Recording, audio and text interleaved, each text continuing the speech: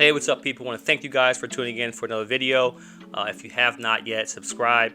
Hit that subscribe button as I'm putting content out every week. So if you're tuned in, thank you once again.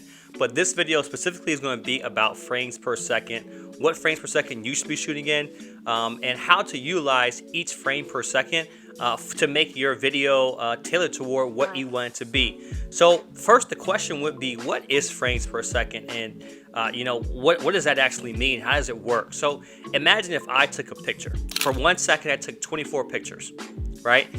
Within that 1 second period, there'll be 24 pictures back to back to back to back to back. I don't like sound effects, right? But back to back to back to back to back, right? It will actually make motion. So think of it, the more pictures that you have in that 1 second period, the smoother the video is going to be. So when we talk about frames per second, it's almost like taking a picture every single time for 1 second. The more pictures that you have, the smoother the video. The less pictures that you have, the choppier the video. But that's choppy really only gets down if you're going to 12 or 10 10 frames per second. So that's frames per second in a nutshell. So what are the most common frames per second that people typically shoot in? So you have 24 frames per second, which we're shooting in right now. You have 30 frames per second. You have 60 frames per second, and you have 120 frames per second. Now, I know some people shoot in 240. I've never shot in 240, so we won't cover that here. That's if you want super slow motion. So let's go over them so you guys can see what they look like and what they're used for. So for example, let's take me dribbling this basketball here in the garage. So the very first video is me 24 frames per second. Looks relatively normal, right? Just dribbling the ball. You can see the motion. There's a little bit of motion blur.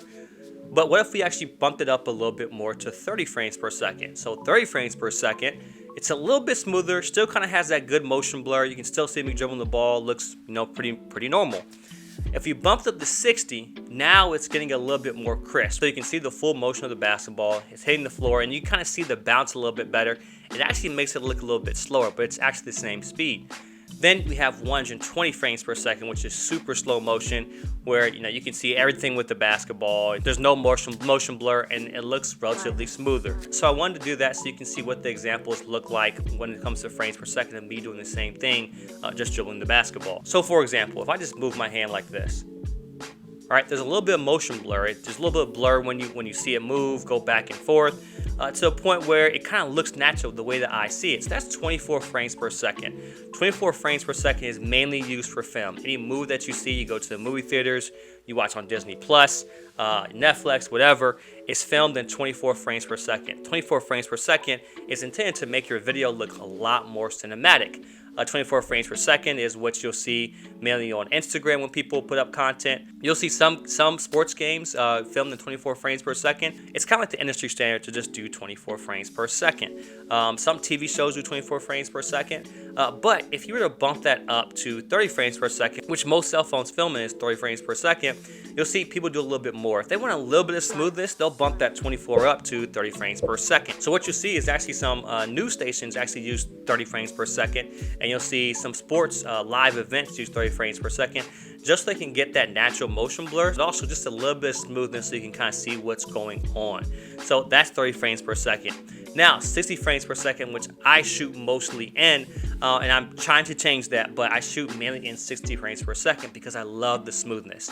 You'll see some soap opera, some reality TV, they shoot in 60 frames per second. But a lot of people don't like 60 frames per second because it makes it slower, it makes it smoother. Believe it or not, sometimes when I shoot action or sports in 60 frames per second, it actually makes me look slower than I actually am. So 60 frames per second, a lot of people use this for slow motion. I use this for slow motion.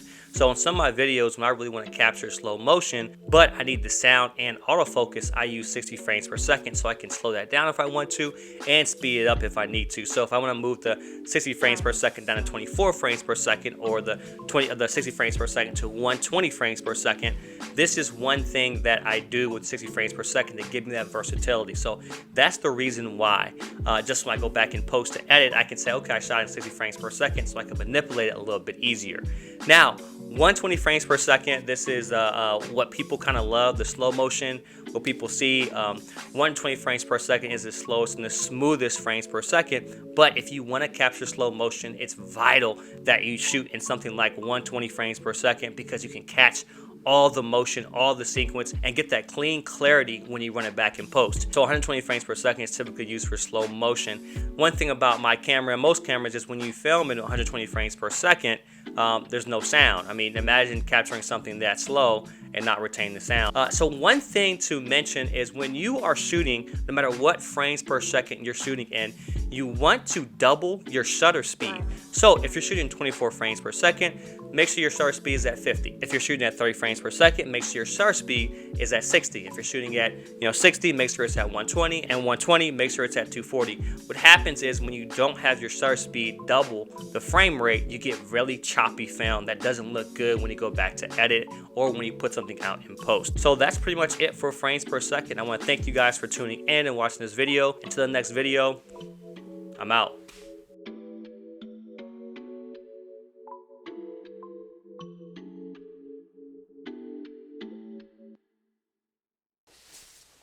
I hear a lot of people talking about it's March and the weather's still cold.